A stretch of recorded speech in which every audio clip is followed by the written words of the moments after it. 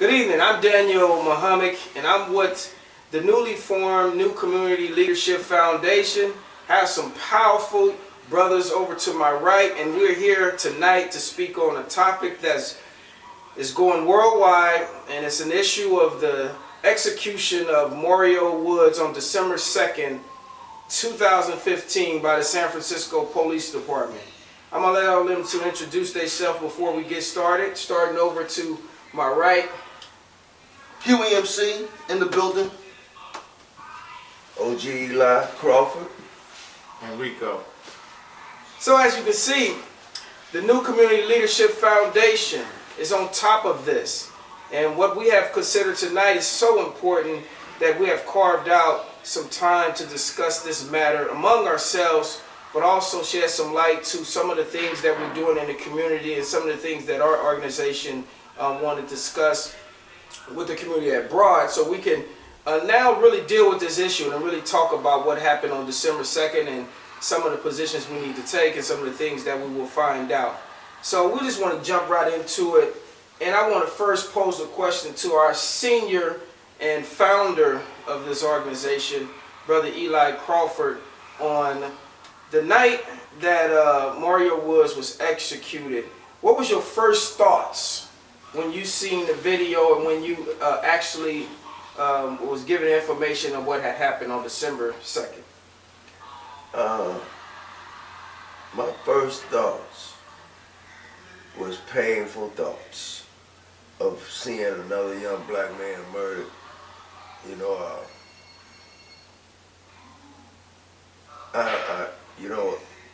In the fashion of it, that it happened. I also thought about my community, Bayview community, where what was going to happen from that. I'm hearing kids, hearing young people, period, who was actually there witnessing it. Right. Of how they were speaking on that film.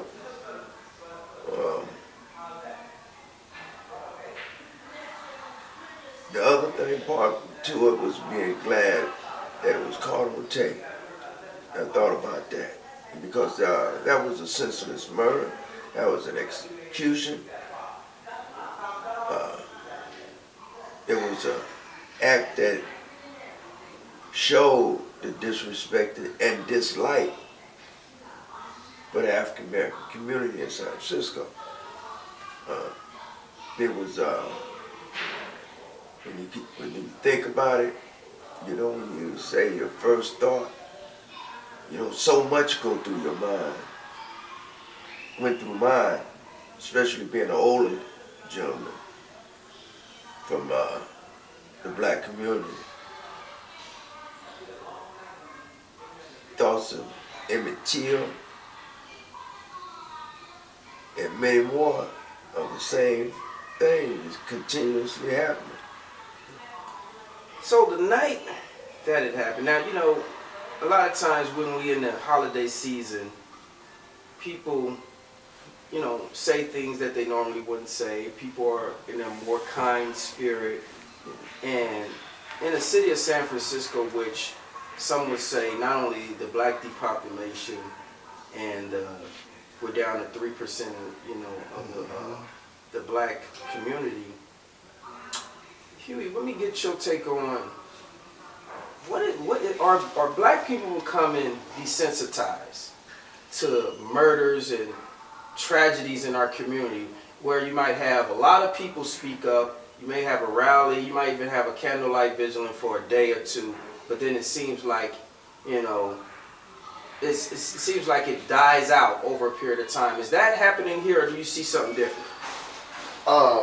Yeah, most definitely I'd say that is happening here. It's, and just building on, just basic psychology, it's a basic psychological dynamic where, you have any population, a single person or a population of people that is constantly bombarded by violence, at some point they'll become desensitized.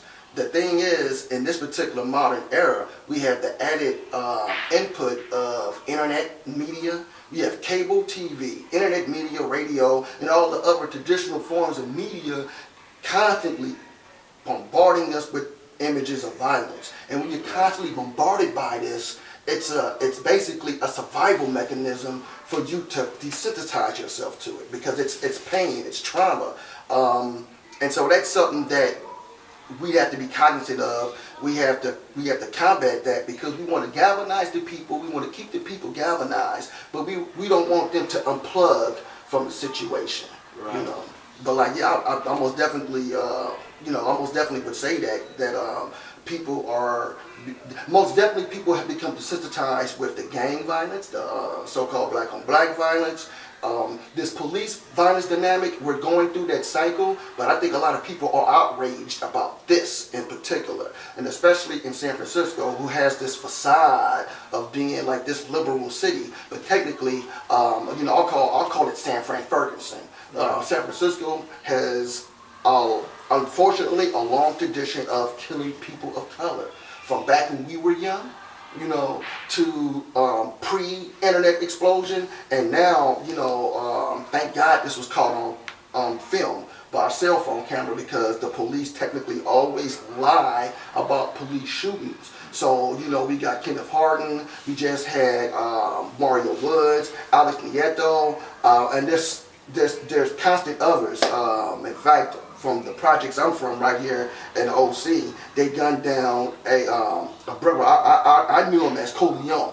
They gunned him down, and he was a disabled person, and this was several years ago. So this is nothing new in San Francisco, but San Francisco's PR machine, it must be one of the best PR machines that any city has, because San Francisco really keeps these murders and these atrocities, even the racist text situation, they kept that pretty much under wraps. We see a lot of local media, but when it comes to, CNN and a lot of these national media outlets, it's quiet, relatively. Because I can go to the internet right now, or turn on the TV, and I'll see something about Ohio. I'll see something about Chicago. I'll see something about Ferguson. But the same thing's going on here. So would you say the blackout from the media is intentional? Oh man, yeah. Is it okay? Yeah. I mean, most definitely. I mean, it has to be.